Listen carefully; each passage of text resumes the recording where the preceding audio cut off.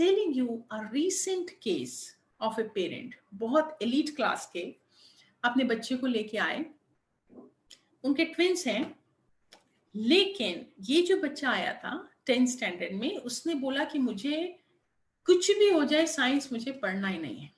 मैंने पूछा भाई क्यों नहीं पढ़ना? पेरेंट्स वाज वेरी बहुत एडामेंट कि नहीं, ये बच्चा बहुत इंटेलिजेंट है, ये जानबूझ के ऐसा बोल रहा है, इसको साइंस दिलाना ही है, क्योंकि now we are shifting to Kota also. मैंने बोला क्यों? क्योंकि ये दोनों ट्विंस है और एक बच्चा जो है वो नेशनल लेवल का रैंकर है और वो डेस्परेट है कि मुझे नीट क्लियर करना ही है और मुझे एम्स में जाना ही है। लेकिन ये जो बच्चा है ये नहीं चाहता। जब उस बच्चे से बात हुई अकेले में, तब बच्चा बताता है कि राइट फ्रॉम द बिगनिंग उसका हमेशा कंपैरिजन होना, हमेशा क्रिटिसिज्म होना, पेरेंट्स से, टीचर से, हर जगह से जब कंपेयर होता है तो उसके अंदर इतना ज्यादा एंगर और इतना फ्रस्ट्रेशन बैठ गया कि एनी हाउ अब मुझे वो कंपेनियनशिप चाहिए ही नहीं, मुझे कंपैरिजन चाहिए ही नहीं, मुझे वो क्रिटिसिज्म चाहिए ही नहीं। ये ऐसा हैमर होता है और वो बच्चा पूरी तरह से सैड और डिप्रेशन के स्टेटस में जा रहा है। नाउ द पॉइंट इज, कोई पेरेंट बुरा नहीं सोचते, किसी पेरेंट के इंटेंशन बुरे नहीं हो सकते, but the way they conversate, the way they communicate, that needs to be rectified. ये बहुत ज्यादा इंपॉर्टेंट है। इसलिए before saying anything to your child, first connect. जब तक कनेक्शन नहीं है you can not correct the child. Suppose कैसे होता है बताओ, कनेक्शन कैसे होता है? इसको बोलते हैं rapport building. It is very important rapport building. Suppose मैं आपसे बात कर रही हूँ और बात करते समय आपका हाथ ऐसा ऐसा चल रहा है and I start following little bit of your movement. हमारे ब्रेन के अंदर मिरर न्यूरॉन होता है, वो मिरर न्यूरॉन एक्टिव हो जाता है और जैसे ही एक्टिव होता है हमारा कम्युनिकेशन स्टेबल हो जाता है और हम एक दूसरे को समझना शुरू करते हैं। सपोज आपका बच्चा बिस्तर पे लेटा है, टीवी देख रहा है और आप खड़े होते बोल रहे हैं टीवी बंद करो, नहीं मानेगा। आपको रेपो बिल्डअप करना है, आप उसके साथ उसके बाजू में लेट जाओ और उसके मोमेंटम को कैच करो और उस मोमेंटम के साथ बोलो बेटा टीवी 10 बजे बंद होगी या 10:15 बजे। He is going to follow your instruction.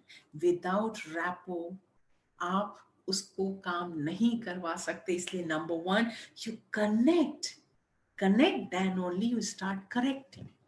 अब उसमें भी कुछ चीजें बहुत इंपॉर्टेंट है।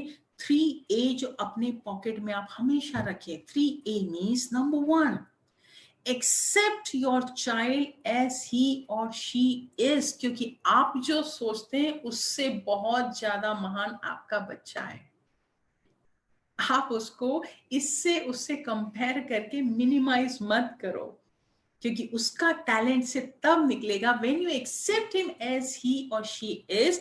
एक्नॉलेज कि उसके अंदर 10 में से 3 बढ़िया चीजें क्या हैं और सिर्फ 3 बढ़िया चीजों के लिए आप उसको अप्रिशिएट करने लगो। और इतना अप्रिशिएट करो, छाती ठोक के पूरे मोहल्ले में अप्रिशिएट करेंगे तो वो अपनी 7 एरर्स को भी ठीक कर लेगा।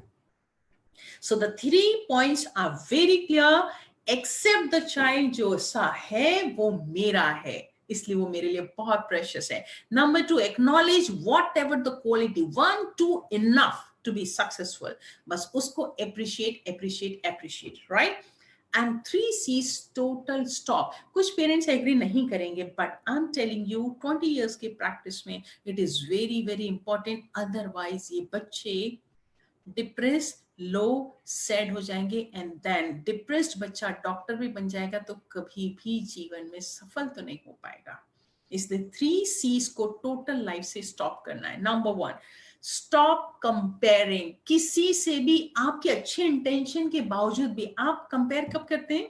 जब आप उसको मोटिवेट करना चाहते हैं, देख वो कितना अच्छा कर रहा है तू भी कर ले, देख वो कितना अच्छा कर रहा है तू भी कर ले। लेकिन यू डोंट नो दैट कि वो अपनी वीकनेस को जानता है, वो आपकी अच्छी बातों को भी निगेटिव लेता है। तो स्टॉप कंपेयरिंग।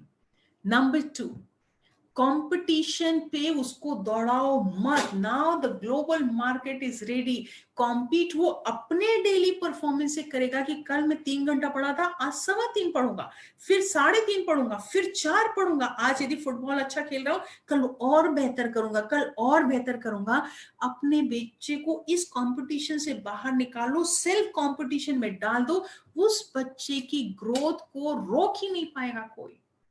लेकिन आपको टोटल फोकस सिर्फ उस बच्चे की क्वालिटीज पे करना है और उसको ही उसके परफॉर्मेंस को कॉम्पीट करने बोलना है। तू इतना किया तो आज राइटिंग इतना करेगा, आज रीडिंग इतना करेगा, आज लर्न करके इतना बताएगा, आज चेस इतना बढ़िया खेलेगा। और फिर देखो आप जिस कंपटीशन में चाहते हैं उस कंपटीशन में वो पहुंच जाएगा, क्योंकि उसको खुद को हराने की आदत हो गई है। And criticism, total no no. Scientific research says आपने एक बार बोला तो डफर, लाइफ में कुछ नहीं कर पाएगा। You can not believe that. इस एक को दिमाग से हटाने के लिए आपको 70 पावरफुल ब्यूटीफुल सेंटेंसेस उसको बोलना पड़ेगा, अदरवाइज वो यहाँ इम्प्रिंट हो जाएगा। एंड हम हमारे बच्चे को कैसा भी हो हमारा है, वी कैन नॉट कॉन्ट्रीब्यूट उसकी लाइफ को स्पॉइल करने के लिए, उसके दोष के लिए हम अपने को नहीं रख सकते हैं। right? So 3A accept और 3C total avoid करना है। एंड रिमेंबर, अब बहुत प्रॉब्लम है टीनेजर्स के साथ। पेरेंट्स की रोज कंप्लेन, मेरा बच्चा तो सुनता ही नहीं, बिल्कुल मानता ही नहीं। अब क्या करें? पेरेंट्स के लिए it's very important to know that what is called communication. Communication में जो आप वर्ड्स बोलते हैं और आपको लगता है मेरा बच्चा बदतमीजी करता है, ऐसा बोलता वैसा बोलता, आप वर्ड्स को पकड़ते हैं। कम्युनिकेशन में ओनली 7% पार्ट होता है जो वर्ड से हम कम्युनिकेट करते हैं, ओनली 7%। 38% जो आप मेरे वॉइस मॉड्यूलेशन को, कभी ऊपर होता कभी नीचे होता, कभी फास्ट होता कभी स्लो हो जाता है, ये वॉइस मॉड्यूलेशन से बातें आपके अंदर उतर रही हैं। And 55% communication is through your body language। अब यदि उसको बोलना चाहते हो कि बेटा 10 बज गया है, अब टीवी बंद करना और सोने के लिए जाना है, यदि आप इस कमांड को जोर से बोलते हैं तो रिमेंबर ये कमांड जाता है कॉन्शियस ब्रेन में, और ये आर्गुमेंट वाला ब्रेन है, ये आर्गुमेंट करता है। खुद तो सोते नहीं है, अभी जाके मोबाइल लेके बैठ जाएंगे, मुझे बोलते हैं, और आपकी बात नलीफाई हो जाएगी। रिमेंबर, जब कमांड देना होता है ऑलवेज लो टोन, ताकि सीधा अनकॉन्शियस ब्रेन में उतर जाए। बेटा बेड तुम्हारा वेट कर रहा है, आप 10 o'clock पहुंच रहे हो कि 10:15, finish, statement over, you leave. आपने उसके सबकॉन्शियस में वो डाल दिया। And now see it is going to happen, क्योंकि अब कोई आर्गुमेंट नहीं बचा। इसलिए whenever you want to ask question, ask loudly. Whenever you want to give command कि things should happen in this way, very short, very polite way। आपने देखा होगा कि जब रोमांटिक कपल्स होते हैं और फोन पे कन्वर्सेशन करते हैं, आप बाजू में बैठे होंगे लेकिन आपको सुनाई नहीं देगा, लेकिन वो नशे में चढ़ता जा रहा है। राइट? कैसे हो रहा है? क्योंकि जो भी कान से जा रहा है सीधा सबकॉन्शियस ब्रेन में जा रहा है, कॉन्शियस लॉजिक थिंकिंग रीजनिंग खत्म हो चुकी है। इसलिए यदि आप बच्चों से पढ़ाई के लिए या किसी भी काम के लिए, आप अपने ऑफिस में कलीग के लिए या जूनियर के लिए या सीनियर के लिए कुछ भी बोलना है, तो your command should be very soft, very polite, very delicate, just drop in and full stop, right? And always use your body language. Remember, यदि confidence होना है तो body should be open, eyes straight, चेहरा smiling, उसमें glow होना चाहिए, back straight होना चाहिए, head position एकदम straight. Now it means you are focused, things must happen my way, right? This is called body language. So now see, आपके conversation में remember words. मैं अभी ये सेशन खत्म होगा, शायद आपको ये बंद करते करते मेरे ख्याल से मुश्किल से 2 से 3 चीजें याद होंगी, और उसके बाद भी जो याद होगा जहां टोनालिटी कम ज्यादा हुई थी और जहां बॉडी लैंग्वेज था, बस वही याद होगा, बाकी वर्ड्स गायब हो जाएंगे। This is called communication. और सेम आप जो अपने बच्चे से बात करते हैं तब होता है, राइट? सो